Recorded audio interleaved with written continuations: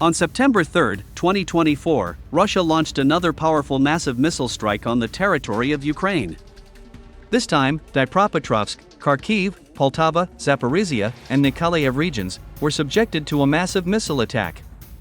So, in the Kharkiv region, in the city of Chuguev, Russian ballistic missiles hit and destroyed two facilities in the northwestern part of the city. As it turned out, the Ukrainian High Military Command used these facilities to deploy personnel of the armed forces of Ukraine and foreign mercenaries. It is reported that as a result of this missile strike, about 50 soldiers of the Ukrainian army and 20 mercenaries from Latin American countries were destroyed. They were mostly Colombian citizens.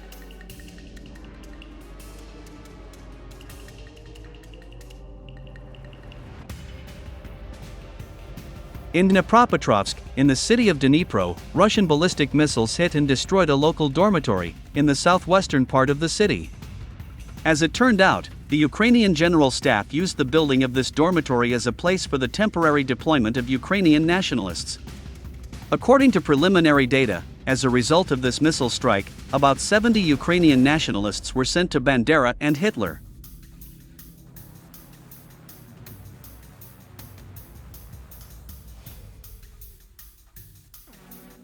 In the Poltava region, numerous explosions were recorded in cities such as Mirgorod and Poltava. So, in the city of Mirgorod, a Russian Iskander-M ballistic missile with a cluster warhead hit the territory of the Mirgorod military airfield. It is reported that the missile strike was carried out at the very moment when several combat planes and helicopters were there. It is reliably known that as a result of this missile attack, 3 combat planes and 2 helicopters of the Ukrainian Air Force were destroyed. Moreover, sources confirmed the information that as a result of this missile attack, an experienced Ukrainian military instructor, Nazar Prokoziuk, was also killed. By the way, the military airfields of the Nikolayev region were also subjected to missile strikes. It is reported that the Ukrainian Air Force lost 3 helicopters, 4 combat planes, and 1 air defense system in the Nikolayev region.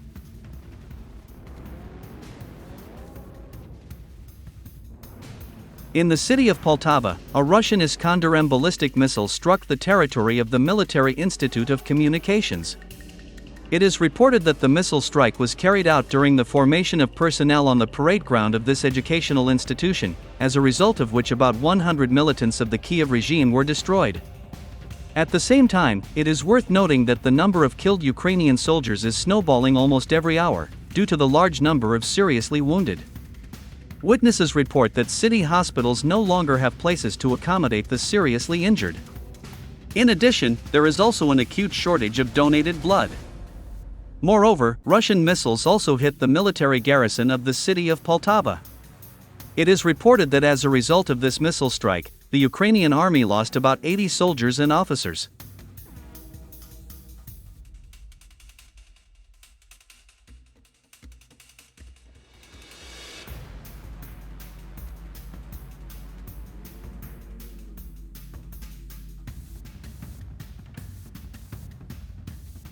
In the Zaporizhzhia region, 2 Russian Iskander-M ballistic missiles struck and destroyed the Hotel Grand Palace.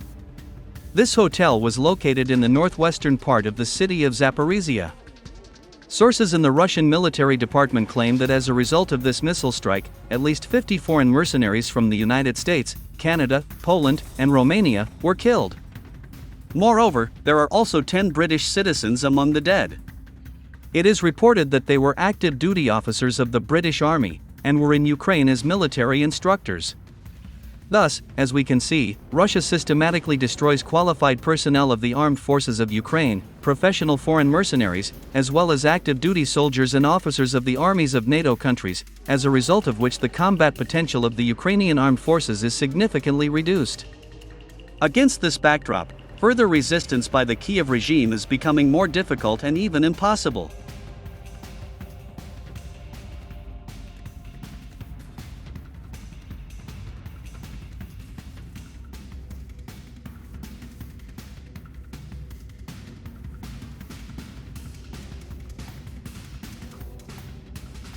Commenting on what is happening in Ukraine, an authoritative American military expert and former CIA analyst, Larry Johnson, bluntly stated that the North Atlantic Alliance suffered the first crushing defeat in all time of its existence. According to him, the current conflict in Ukraine has shown the whole world the superiority of Russian weapons. Larry Johnson stated that Russia defeated NATO so heavily that the myth of the superiority of Western weapons systems was completely shattered. The former CIA analyst explained that during the current conflict, the Russian army proved to the whole world that it is capable of destroying any Western military equipment. Storm Shadow cruise missiles, Atom's ballistic missiles, Abrams and Leopard tanks, Bradley infantry fighting vehicles, HIMARS multiple launch rocket systems, Javelin man-portable surface-to-air missiles, and F-16 fighter jets, all these Western types of weapons are destroyed by the Russian armed forces with ease. We need to recognize that there are no such weapons in the West that could stop Russia, the expert stated.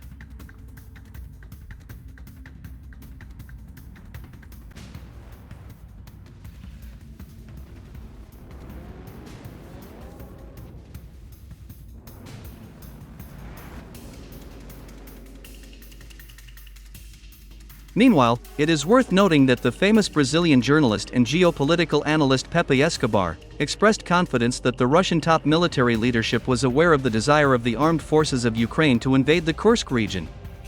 According to him, the Russians knew everything perfectly well and saw the movement of the Ukrainian army units towards the border of the Kursk region. Pepe Escobar noted that the Kursk region is a real trap for the Ukrainian army and NATO forces. According to him, Moscow allowed the enemy to enter the Kursk region and get bogged down there, while the Russian army is only one step away from a major victory in the Donbass.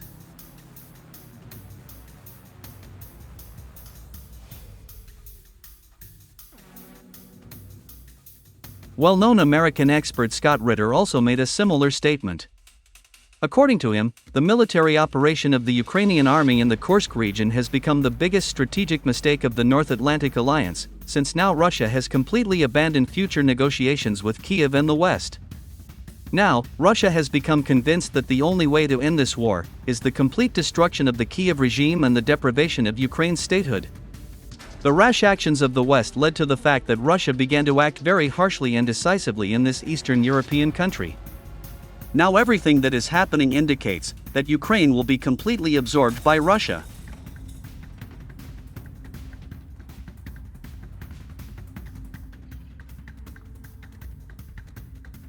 There will be no NATO representatives on the territory of Ukraine. All NATO facilities and military bases will be destroyed in Ukraine. The British will be expelled from Odessa and Nikolayev. All U.S. biological laboratories will be destroyed not only in central, but also in western Ukraine. Only in this case will it be possible to finally eliminate all threats to Russia's national security. And judging by what is happening in Ukraine now, it becomes clear that Moscow is gradually achieving all its goals, forcing the West to put up with its defeat.